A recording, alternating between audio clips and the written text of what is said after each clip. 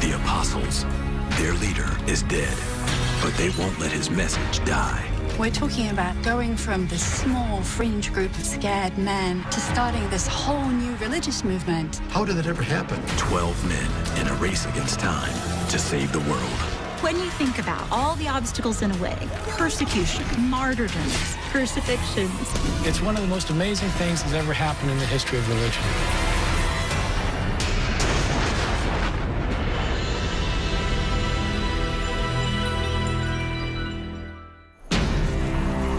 The road to Jerusalem, 30 AD. It's a Friday. It's either Passover or it's very close to Passover. We call that day to the present day Good Friday, but there was nothing good about the first Good Friday for Jesus.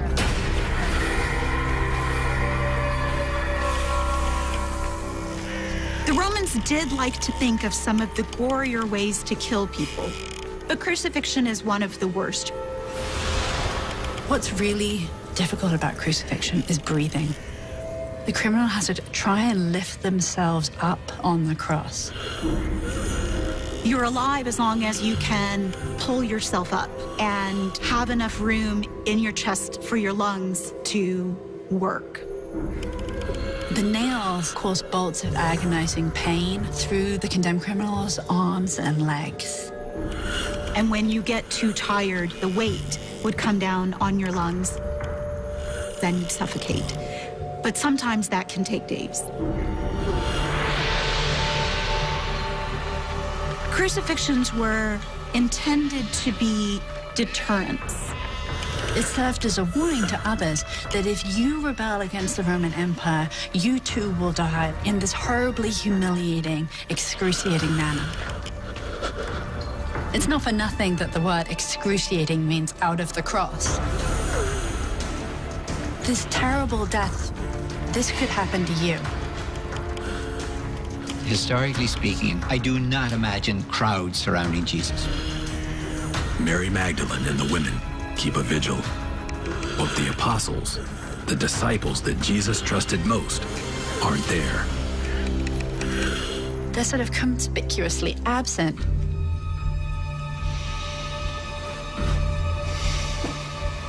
The apostles are locked up in a room, and they're in there out of fear. They had absolutely no idea what kind of fate was going to befall them. It looks as if they probably went into hiding, which would make sense. If Jesus was arrested on political charges of calling himself the king, and they were following him, they too would be guilty of insurgency. For all they knew, the next moment would bring a knock at the door and Roman guards would be there to arrest and execute them too. These men, their world turned upside down, are the 12 chosen by Jesus. The most important thing about the apostles is their name, the 12. Why not 9 or why not 14? 12 is a very symbolic number. It's the 12 tribes of Israel. And so, as there were 12 tribes once upon a time, there should be 12 apostles. They were Jews living in Galilee. Several of them in the Gospels are referred to as fishermen, so we know that probably most of them were tradespeople. And they don't really have any formal training in religious matters any more than any other person would have at the time. Jesus comes along and offers a really radical proposition. Why don't you leave the life that you have known for all of your time on this planet and come follow me, because I have these crazy ideas. But they're not so clear about the names, exactly who these people were. All of our Gospels mention the 12. Some of them list the 12, but they list different names. If there's like a sort of a go-to group among the apostles, it's not necessarily the 12. It's actually 3 of the apostles, Peter and James and John, the sons of Zebedee. Jesus is always taking them aside for special instruction and special revelations. They were there from the beginning. Peter's the best known disciple of the 12 because he was Jesus' closest right-hand man. His name wasn't originally Peter. This is the nickname that Jesus gave him. Petros, Peter. The word Petros in Greek means rock. But in fact, when you read about Peter's life, he seems like anything but a rock. He seems more like shifting sand. Like when he cuts the ear off one of the men sent to arrest Jesus, and then, hours later, denies he ever knew him. Peter's asked if he is traveling with Jesus or knows the person of Jesus, and he outright denies that he has anything to do with this person. The tradition about Peter says that he lies. He flubs it. Peter fails. And it's a moment of tremendous disappointment to him. A moment that would have been unimaginable only a few days earlier.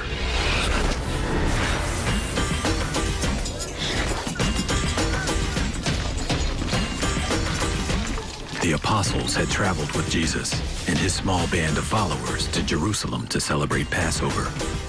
Passover is the celebration of the liberation of the Israelites from Egyptian slavery.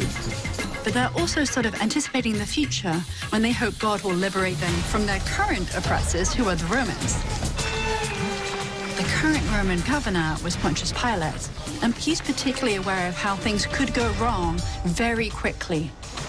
To the Romans, Jesus was a nobody, but they couldn't afford to let him become a somebody. And for Pilate, the way Jesus and the apostles enter Jerusalem is a provocation to the authority of the empire. I would consider it an historical fact that he rode into Jerusalem on a donkey. Pilate, without a doubt, on a horse. But it's a dangerous lampoon of Pilate. The fact of the matter is, Jesus was a subversive. The chutzpah of it all, that this young man out of Galilee could pretend that there is another kind of empire, namely the empire of God. It's no wonder he got himself crucified. In the first century, there were many different ideas of what the Messiah might be. But none of them included a humiliating, excruciating death at the end.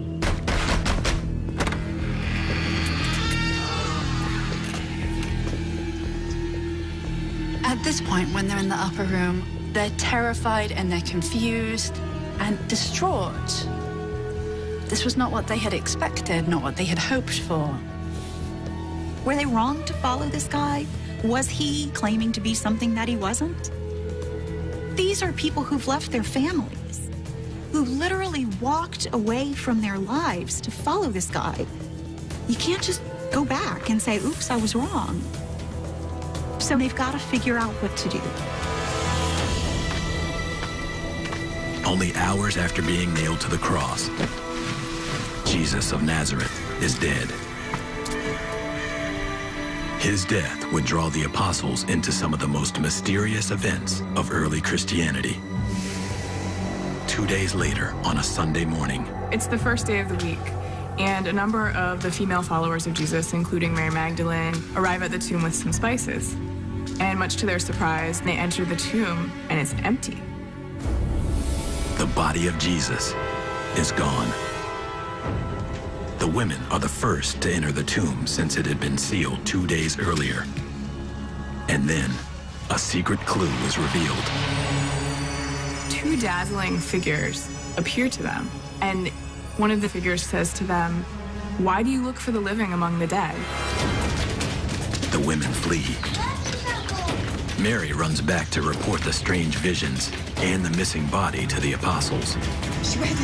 But they don't believe it. For obvious reasons, because it seems incredible that somebody would be raised from the dead. Peter, lo and behold, goes back and finds out that the women were accurate. The tomb is empty and Jesus is nowhere to be found. I think the reality is that historians don't know what happened about the empty tomb. What we do know, I think with reasonable assurance, is that sometime after Jesus died, some of his followers were saying that he had come back to life.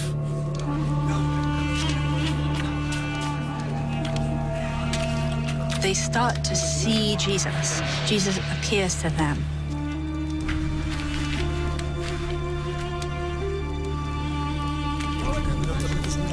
And then, it happens again. Jesus appears to his disciples, and they actually think he's a ghost. And In response to this, he joins them for dinner and eats broiled fish. Jesus is hungry, and he wants to eat. He's been dead for 3 days. And ghosts don't eat. So they knew that this was a real man. This was the real Jesus right there with them. The message you're getting is Jesus is back, but almost back as extraordinarily normal as he used to be. This isn't a vision. This isn't a ghost. This is a bodily resurrection. The apostles are all convinced that Jesus has returned from the dead. As fact, implausible. But these visions are absolutely real to them. Do they really have visions, or are they just suffering from mass hallucinations brought on by psychological stress? It's possible. But in the first century, visions were taken for granted correctly as a normal part of life. Visions are real for them, as they are for anyone who has them. But visions don't always start world religions. What we're trying to understand is, why did these visions do what they did? It has to do with what the resurrection confirms for the apostles. God doesn't just raise people up willy-nilly. He chose this one to raise up. You know, the guy who just got crucified, he's the one that God chose to raise from the dead. That ultimately confirms everything that they believed about following him in the first place.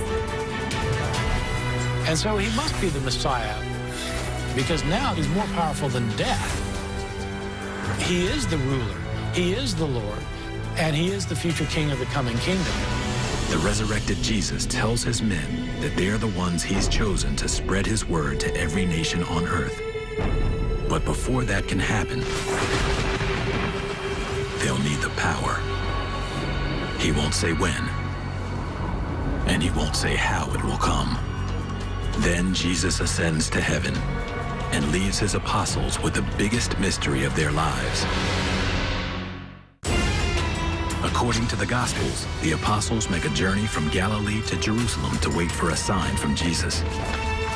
It's almost impossible to know if and when that journey really happened. Unfortunately, historical records from the Roman Empire don't tell us anything about early Christianity. This is a complete black hole. But one place to look for clues is a book in the Bible. The book of Acts is our first church history. Luke, we don't really know who wrote it, but we call him Luke. He wrote Acts of the Apostles to tell the story of the early church. The Acts of the Apostles provide us with a very good story. It's not very good history. It's an amalgam of fact and fiction, from a point of view maybe even up to 100 years after the death of Jesus. By telling you these seemingly implausible events, Luke is trying to seduce you into wanting to hear the story, to hear more, and to perhaps even join the movement. The book of Acts begins with a series of miraculous events. One of the first happens at the festival of Pentecost, the Greek word for the Jewish feast of Shavuot, celebrating the moment God gave Moses the 10 Commandments. Peter is presiding when all of a sudden, The Spirit comes. Suddenly there's this sound like a whirling wind. And tongues like fire come over each of the disciples. All of a sudden, the disciples begin speaking in other languages. Now, we're not talking about speaking in tongues like you find in charismatic churches. We're talking about instant berlitz. Everyone can speak every language. Jesus is gone, but his Spirit is here. And his Spirit is a galvanizing empowerment. It's a pretty fantastic story. According to the book of Acts, Peter gets up on the day of Pentecost and preaches a sermon, and thousands of people convert. And a few days later, preaches another sermon, thousands more people convert. And so within a couple months, Jerusalem is 2/3 Christian. That's absolutely not true. There's no way that that happened. My hunch is that we're talking about dozens of Christians coming into the church in the 30s, possibly hundreds of Christians, but not tens of thousands. But sheer numbers aren't the point of the Pentecost story. It's how the apostles have been transformed. And that's the key point. They feel empowered to now go out and spread the message. This is the point at which they sort of graduate from being disciples into apostles, messengers of God. The term apostolos in Greek comes from the Greek word apostellein, which means to send forth, to send out on a mission. They're in charge of spreading the message from Jerusalem to the ends of the earth. But before they can conquer the world, they'll have to take on Palestine one step at a time. This was a small kind of movement at the beginning. There were no churches. There were no cathedrals. Nothing was being built.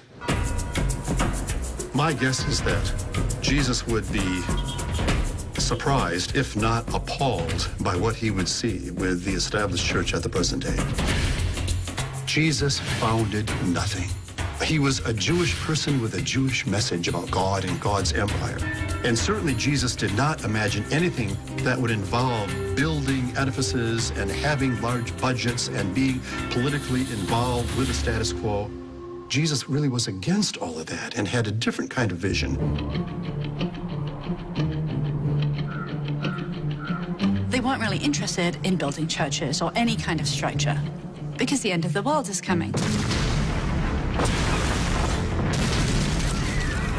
Jesus' message appears to have been that the kingdom of God was coming imminently. The fact that Jesus is resurrected from the dead, that's a signal that the end of time is beginning. And those who follow him, those who believe in God, are going to be saved. You know, there was no point building buildings if they're all going to be destroyed in 2-3 years. So their model was to go somewhere, to evangelize, and then to press on to somewhere else. They really thought that they were perched on a cliff at the end of time, and that spurred the apostles on to spread the message as quickly as they did and as widely as they did. This kind of wandering lifestyle could really be described as a kind of insightful homelessness. But they had to meet somewhere. So the question is, where do they meet? The pagans have temples. The Jews have synagogues. The apostles have the dining room. The apostles met probably in private homes. And spread the message of Jesus that way. Women who were responsible for running domestic life were often very important in these households. We had wealthy women who were opening up their homes, offering the disciples room and board. Women in general served as patrons to the apostles. Some scholars believe that Mary Magdalene was one of a number of wealthy women supporting the apostles and their followers. We do know that there's a place in Luke that mentions that she offered her resources to the Jesus movement. But where did her money come from? Is she indeed the prostitute that's been depicted for nearly 1,400 years? There's nothing like that in the New Testament. Nothing about her being a prostitute. Nothing about her being the woman caught in adultery. My best guess is that she's a wealthy widow who runs a major fishing business. It's possible that Mary was named after Magdala, a fishing village on the Sea of Galilee. We simply don't know. The Gospels just aren't interested in telling us about her. They don't tell us, for instance, if Mary would have chosen to keep her support of the Jesus movement a secret. The Romans had executed Jesus. Why not go after his followers too? It's commonly thought that once Christianity started, it was immediately declared an illegal religion and that the Christians had to go in hiding in the catacombs. This point of view comes mainly from watching too many late-night movies. The Jesus followers are absolutely not being hunted down by the Romans in 34, 35. The Romans in these early years don't distinguish what we call Christians from Jews. And you can understand why. They're worshiping the same God, they're reading the same texts, they're using the same language. They're Jews. And Romans have a history of leaving the Jews to deal with themselves. Ironically, the network of Roman roads, built to move their armies, may be one of the reasons the apostles are able to spread the Christian movement so rapidly. Actually, the Roman Empire provided excellent roads, wonderful cities. That all helped in the spreading of Christianity, so that the growth of Christianity owes a great deal to the Roman world and the Roman infrastructure. If you were to ask a Roman soldier if he had heard of Jesus, even a couple of months after Jesus' execution, he probably hadn't. But for the Jewish establishment, he isn't so easy to forget. That Jesus was the Messiah. When you talk about what the Messiah will be in first century Judaism, it's running out the Romans. It's the new Moses or the new David. Nobody expected the Messiah to be crucified. And that is a really hard thing to convince Jews of. Especially a Jew like Paul of Tarsus. No one knows it at the time, but this man will have as big an impact on the birth of Christianity as Jesus himself. We know quite a bit about Paul because he tells us about himself in his letters. He was raised as a very zealous Jew who heard about the Christians and began to persecute them. At this point in his life, Paul deeply opposed the Jewish Christians. One of them is a young man named Stephen.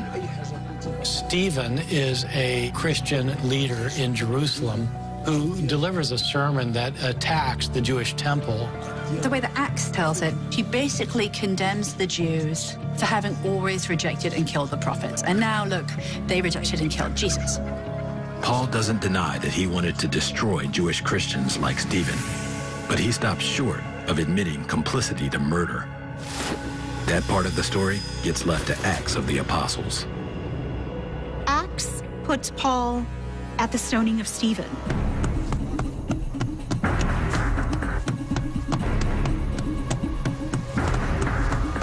The Sanhedrin, the Jewish high court in Jerusalem, condemned Stephen to death for his subversive beliefs. It's the first Christian martyrdom, and it happens outside Jerusalem.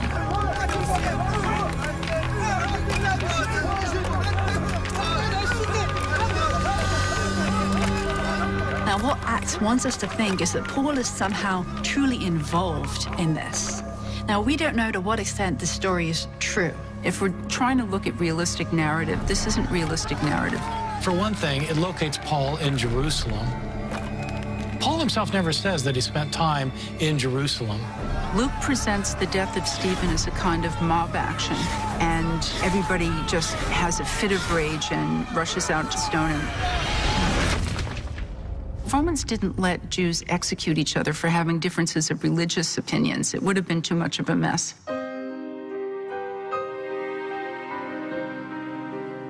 Whether truth or fiction, Paul's presence at the stoning of Stephen sets up one of the most dramatic plot twists in the history of Christianity. Something happened to him, something that's called the Damascus Road incident, that changed his whole life.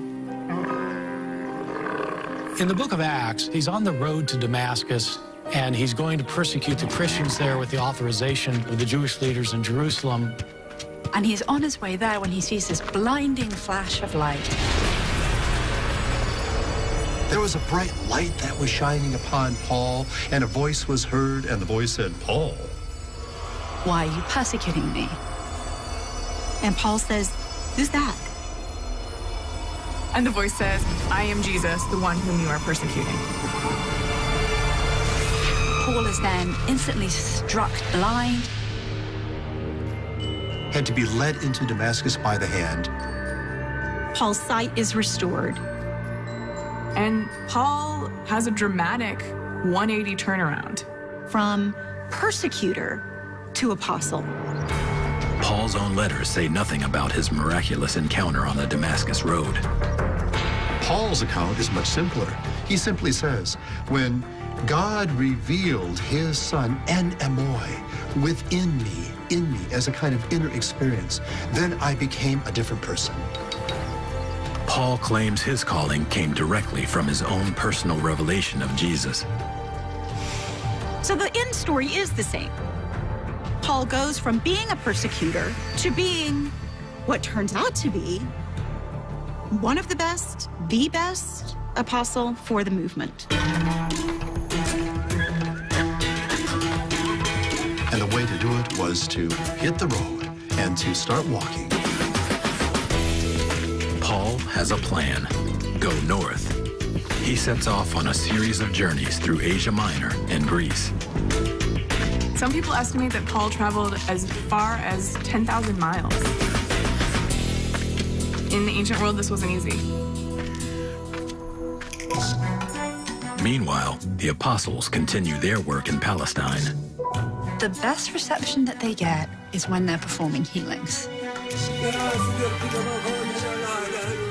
They were casting out spirits and healing paralytics. We have these stories of people bringing out their sick relatives on mattresses and laying them down in the street. The distinctive thing about the Jesus followers is that they didn't accept payment. And this is what Christianity was offering people. Free healthcare in a period when it was very expensive to see medical practitioners. And so for that reason alone, people flocked to Peter and Philip and John looking for healings. And then once you were there and you're a captive audience, then they tell you that the end of the world is nigh. And if you don't act now and join the Jesus movement, the end of the world will come and you could go to hell. This is a limited time offer. Buy now or you won't be saved. You can see what's suddenly appealing and engaging about it. The apostles are making some headway with the Jews because they already worship the same God. But it's a different story with the Gentiles. Eventually, the followers of Jesus begin preaching not to Jews, but to Gentiles, to non-Jews. What characterized Gentiles in the Roman Empire is that all of them were polytheists. They worshipped many gods. Scholars today call them pagans.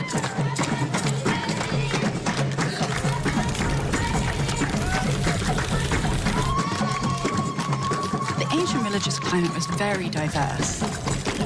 Pagans could worship any gods they wanted to. They could worship the great gods of Greek and Roman mythology.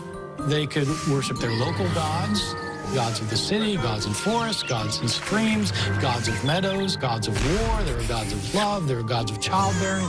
It's a world that's thick with these superhuman personalities. It's sort of like a buffet of ancient religions, and you can have as much of whatever you want. So when the apostles insist that the pagans give up all their gods, they've got a problem. It was all about power. The thing that pagan religions seemed to emphasize was that the gods provided things for people who worship them. We can't control if it rains, but the gods can. We can't control if the crops grow, but the gods can. We can't control if the livestock reproduces, but the gods can. The gods can do things for us, and when you turn your back on them, A human will pay the price.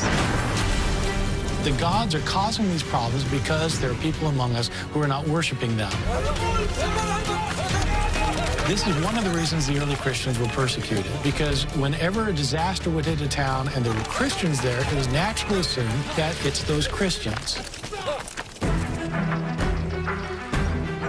Paul, on the other hand, is doing great spreading the Jesus message to the Gentile population of Greece and Asia Minor. The way that Paul sets himself up somewhat audaciously is as apostle to the Gentiles. Paul apparently thought that the message of salvation was not just for Jews. The message of God's salvation was supposed to go to the entire earth. And he believed that the reason he himself had been called by Christ was to take the message to the Gentiles. Paul was actually a brilliant strategist. His plan? Skip the backwater towns and target the capitals. Everyone comes in from the other cities to the capital regularly on business and all sorts of trade. And so if you get it to the capital, that'll get it out. Paul had a pretty good setup.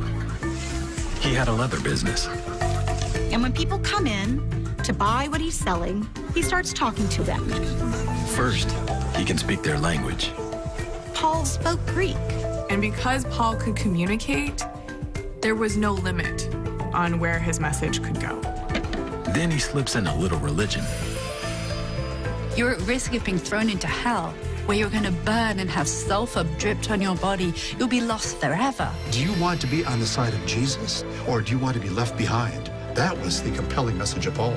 But he's really good at closing the deal by convincing pagans that the Jewish God is more powerful. More powerful than all the other pagan gods, as seen, for example, in the resurrection of Jesus, but also as seen in the miracles that his followers did. One God, powerful enough to protect them from the wrath of all the others. The universal deity of the whole world, who is responsible for its creation, for everyone in it, and for what will be its imminent destruction. It works. The Jesus movement is growing. And Peter and Paul, its two pillars, are completely in sync. Acts wants to kind of portray that Peter and Paul were almost sort of, two peas in a pod, you might say. But in actual fact, it seems that there really was some tension between Peter and Paul. Paul is extremely different from these guys. They're not literate. They're not well-educated. They're not from a high social background. We're talking about fishermen here. While Paul is this guy who comes out of nowhere. He's a foreigner, he probably has an accent, and merely by being able to write, that marks Paul as clearly wealthy and privileged. And the fact is, he seems to have known almost nothing about Jesus. Paul never saw him. Paul wasn't there in Galilee. He hasn't traveled with the living Jesus. He hasn't been at his crucifixion. And he shows up one day and he says, I had a vision of Christ, and now I'm going to be an apostle too. I mean, can you imagine how frustrating that is if you're one of the original followers of Jesus? But he wanted to be taken seriously. He wanted to be an apostle. But Paul had all of these skeletons in his closet because people remembered, you were a bad dude once upon a time. And you were opposing us, and now you say you're one of our people, you're a Jesus person? Come on, Paul. There are attempts to build some common ground, like when Paul invites Peter to a meal with his Gentile converts in the city of Antioch. Paul wants his new brothers to feel at home, and that means eating their way. Definitely not kosher. Paul explains it this way. We all sat down together, one body, one group of believers, sharing together. And then Peter's caught by his brothers from Jerusalem. The crime? Eating non-kosher with non-Jews. Paul thinks that if we're going to have a movement that includes Gentile converts, we have to be able to all dine together. The Jerusalem folks do not agree, and Peter caves. And Paul says, I stood up to his face and opposed him, saying, now you think you have to be kosher, and you think that we're second-class believers? Paul thinks that's hypocritical. According to Paul, he and Peter never reconcile. And Paul never doubts for a moment that he's the one who knows what's best for the movement. Paul insists he got his gospel from nobody but from Jesus Christ himself. But he did not learn anything about what he's doing from any human being. He got it all straight from Jesus. Like deciding whether or not Gentiles who accept Jesus should be subject to ancient Jewish customs, like circumcision. At this point, early Christianity is still a Jewish movement, and circumcision is an immutable law all Jews must follow.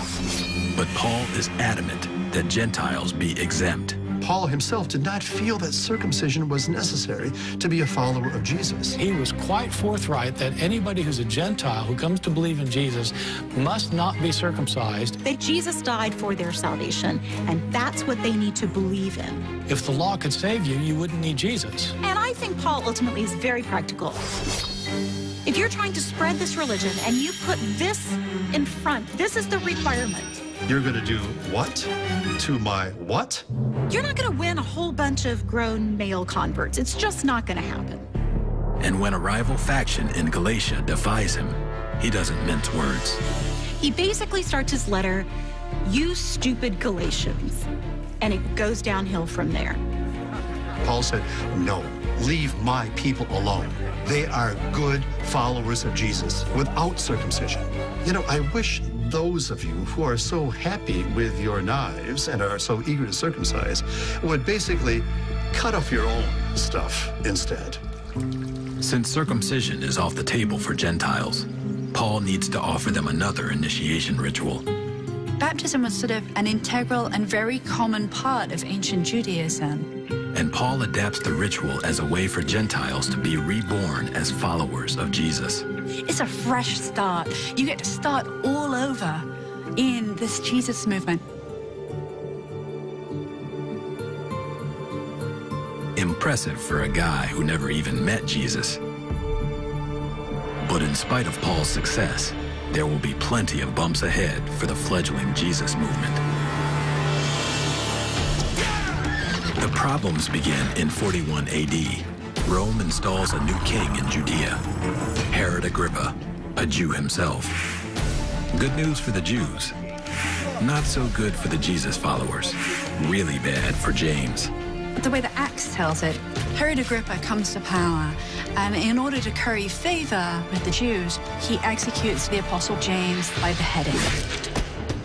Immediately after killing James, Herod Agrippa realizes what a resounding success this was and arrests Peter, presumably with the same intent of executing Peter.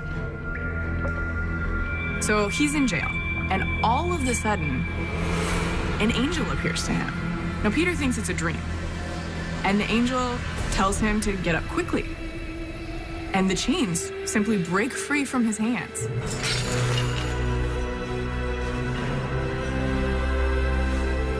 After his miraculous jailbreak in Jerusalem, Peter keeps a low profile. But 1,400 kilometers to the north, Paul does not. 50 AD, Paul's arrived in the Greek town of Philippi, continuing his mission to the Gentiles. A good day for Paul is a day he can convert one more soul, even when it means exorcism. He sets his sights on a slave girl, a fortune teller whose trances are a lucrative source of income for her handlers. Paul can't bear to see this girl possessed by a demon.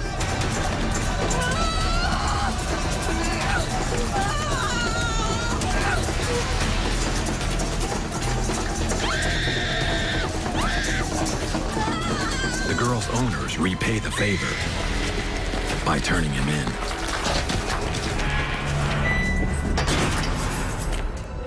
Over the course of the next decade, Paul becomes very familiar with Roman dungeons. Paul writes a lot. Paul talks a lot. Paul converts a lot.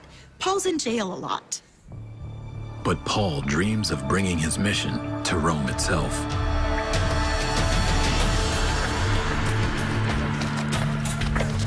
One account that never makes it into the Bible has Paul arriving in Rome a free man. Paul wanted to go to Rome so that he would have a kind of launching pad to bring the gospel to the end of the earth. But the Bible tells a darker story. He was arrested in Jerusalem and then was taken to Rome to face trial. And the book of Acts ends then with Paul in jail in Rome. Paul's behind bars. James is dead.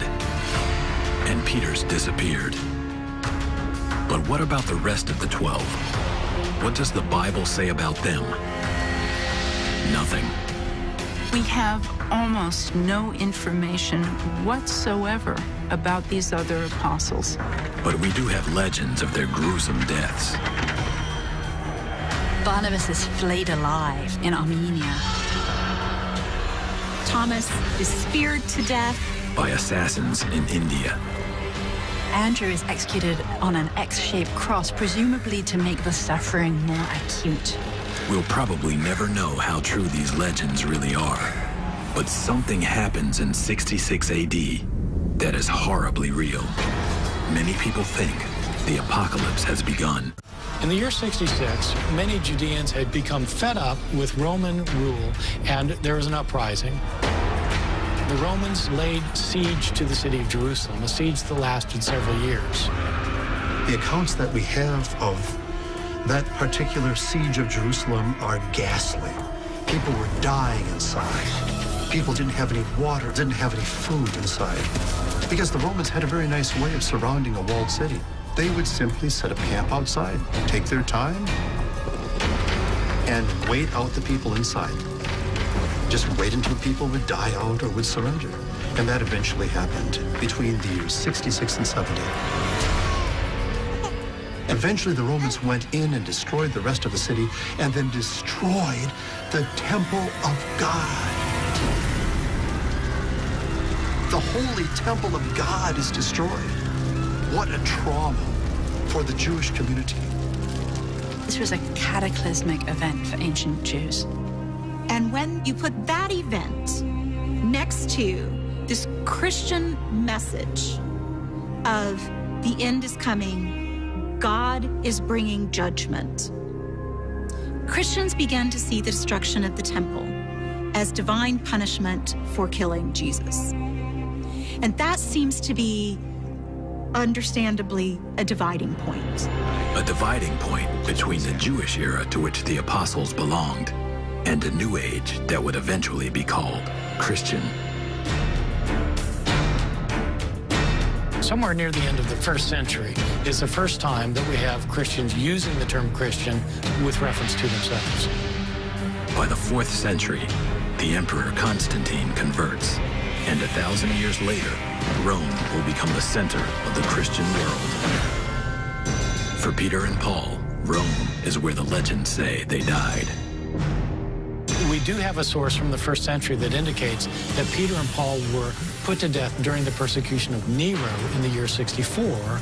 There was this great fire in Rome that consumed most of the city. You may have heard the story of Nero fiddling while Rome burns. It was a very bad PR thing for Nero, and he needed somebody to blame. It was easy to blame the Christians because no one really liked them anyway.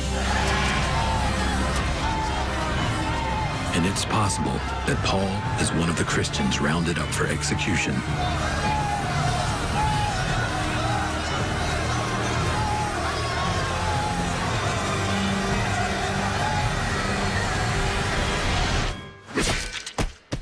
Paul is beheaded. But an interesting thing happens when he's beheaded. Milk spurts out of his neck instead of blood. His death is ironically not death but life. And milk is that which gives life. And so by killing Paul, the Romans are inadvertently giving him birth. Peter's death is equally unique. Peter's crucified, but upside down. People think Peter's crucified upside down because he says he's not worthy of dying in the same manner as Jesus. But that's not what Peter says in the Acts of Peter. He's illustrating the upside-downness of the world, that the world that we live in is sinful, and the cross is what will right it. By the 70s, most of the apostles are probably dead. And the movement is now in other hands.